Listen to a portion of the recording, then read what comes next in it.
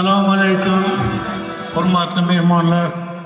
Bugungi yaxshi kun to'y tantana bilan Otabek akani tabriklayman.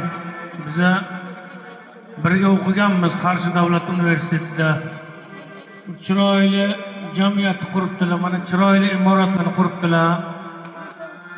Endi yosh edik unda. Keyin yana bir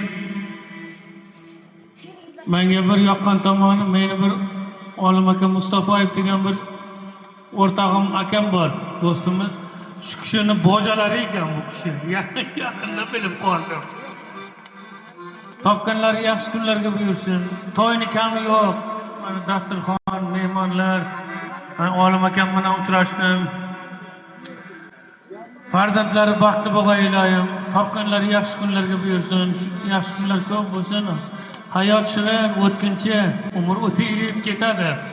Yaxshi narsalardan bahramand bo'lib qolaylik. Bizlardan keyin farzandlarimizga singsin bu narsa. Muhammad bu o'g'lim, Muhammad. Nasib iloyim nima deydi? Hammaga yaxshi kunlarni tilayman. Sog' salomat bo'lg'ay hamma. Ustozim Bobomurod Hamdamning bir ajoyib ashulalarini taqdim qilaman. Bugun respublikamizda bir chiroyli bayram. 25 oktyabr Respublika ichki ishlar xodimlari organlarining kasb bayrami kunida bugun.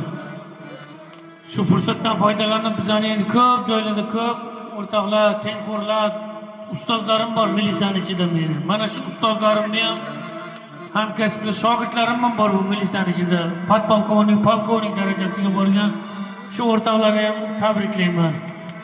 Otabekjon, topganingiz yaxshi kunlarga buyurdi iloyim. Farzandlaringiz baxtli bo'lsin. Rahmat.